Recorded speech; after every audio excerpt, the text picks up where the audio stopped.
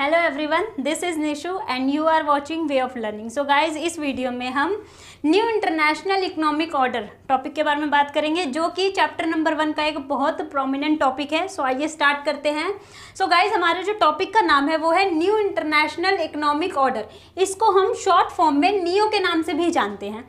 I mean new, N stands for new, I international, E economic और O order. So हम इसको new international economic order को NIEO के नाम से भी जानते हैं। सो ये जो टॉपिक है ये हमारा नेम से शुरुआत होता है। इस टॉपिक की शुरुआत हमारी नेम से होती है। सो गाइज, हम सभी जानते हैं कि नेम की फुल फॉर्म है नॉन अलाइंड मूवमेंट। इसके हमने origin, feature, founder, first submit, recent submit और क्रिटिसिज्म, इन सब के बारे में बात कर ली है। लेकिन इस वीडियो में हम इसी टॉपिक के बारे में आगे बात करेंगे। सो गाइस, हम सभी जानते हैं कि जो नेम था, नेम में ज़्यादातर मेंबर एशिया, अफ्रीका और लेटिन अमेरिका से थे। मतलब कि जो नेम के ज़्यादातर मेंबर्स थे वो एशिया, अफ्रीका और लेटिन अमेरिका का जो कॉन्टिनेंट है, ये 3 कॉन्टिनेंट से ही ज़्यादातर जो कंट्रीज थी वो नेम का मेंबर बन रही थी।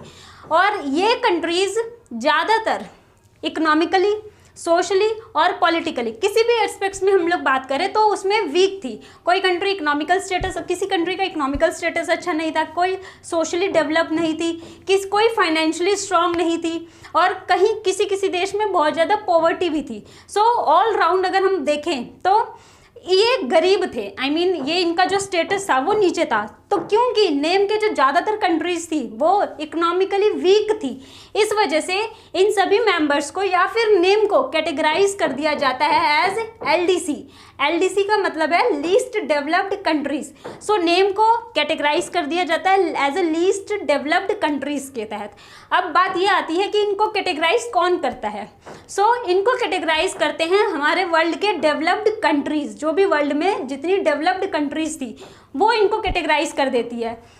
उसके बाद हम बात करते हैं, ये लीस्ट डेवलप्ड कंट्रीज इनको कैटेगराइज कर दिया गया। उसके बाद क्या होता है कि जो डेवलप्ड कंट्रीज हैं उनके माइंड में एक आइडिया आता है कि हमारे पास, आइडिया क्या होता है कि हमारे पास है इंटरनेशनल इकोनॉमिक ऑर्डर। ऑर्डर मतलब है यहाँ पे सिस्टम या फिर मार्केट। सो देखिए, इंटरनेशनल इकोनॉमिक ऑर्डर तो है ना हमारे पास, जहाँ पे सभी लोग ट्रेड करते हैं या फिर कोई सबमिट होता है इंटरनेशनल मार्केट में।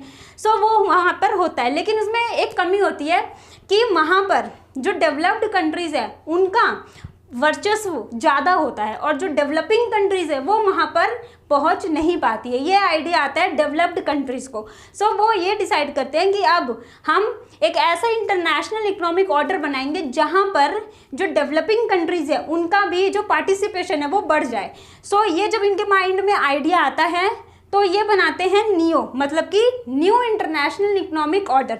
मतलब इंटरनेशनल इकोनॉमिक ऑर्डर तो वही है, सिस्टम तो वही है, लेकिन उसमें कुछ चेंजेस कर दिए गए, इसीलिए उसको नाम दे दिया गया न्यू इंटरनेशनल इकोनॉमिक ऑर्डर। सो ये आइडिया इनके माइंड में आता है, और अब ये आइडिया इनके माइंड में आता है तो इसके लिए ये लोग एक कमेटी बिठाते हैं।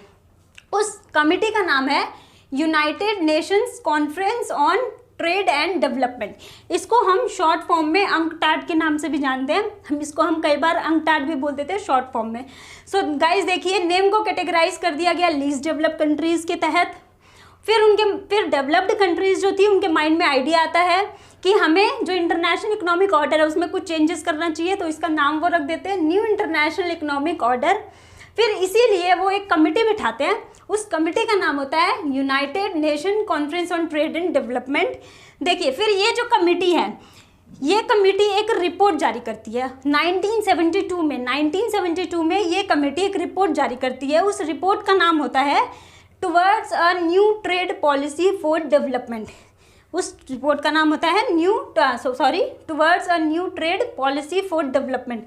मतलब कि डेवलपमेंट के लिए न्यू ट्रेड पॉलिसी, जो डेवलपमेंट हम लोग चाहते हैं उसके लिए नई ट्रेड पॉलिसी बना लेंगे। फिर वही रिफॉर्म भी निकालते हैं। जैसे कमेटी बनाई, कमेटी ने रिपोर्ट जारी करी, रिपोर्ट ने फिर उस रिपोर्ट का नाम था towards a new trade policy for development, और इसी रिपोर्ट में रिफॉर्म दिए जाते। वो रिफॉर्म क्या थे? Reforms of global trading system. वो रिफॉर्म थे ग्लोबल रूप से जो ट्रेडिंग सिस्टम चल रहा था उसमें कुछ रिफॉर्म करे जाते हैं। ये रिफॉर्म इस पॉलिसी में, इस रिपोर्ट में लाया गया। सो अब हम बात करते हैं reforms of global trading system. जैसे कि हमने अभी बात करा कि वो जो पॉलिसी आई थी उसने कुछ रिफॉर्म्स सजेशन दिया कि कुछ हमें रिफॉर्म करना पड़ेगा ग्लोबल ट्रेडिंग सिस्टम में, मतलब कि ग्लोबली जो हम ट्रेड कर रहे हैं उस जो सिस्टम हमने अपना रखा है उसमें कुछ रिफॉर्म करना पड़ेगा।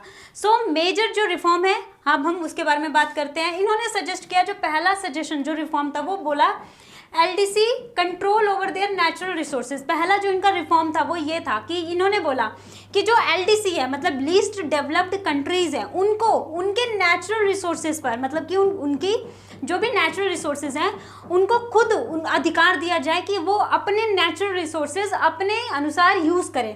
पहले क्या होता था, पहले होता था कि जो डेवलप्ड कंट्रीज़ है वो डेवलपिंग कंट्रीज़ के नेचुरल रिसोर्सेज ले लेती थी और फिर उसको अपने तरीके से यूज़ करती थी, जिससे कि वो अपनी कंट्री का डेवलपमेंट करती थी। तो इसमें ये डिसाइड करा गया कि अब जो लीस्ट डेवलप्ड कंट्रीज़ के जो नेचुरल रिसोर्सेज हैं वो उन पे डिपेंड कर दिया जाएगा, मतलब उनको दे दिया जाएगा और उनको कह दिया जाएगा कि आप अपने तरीके से उसको इस्तेमाल करिए। ये तो पहला सजेशन था, रिफॉर्म था।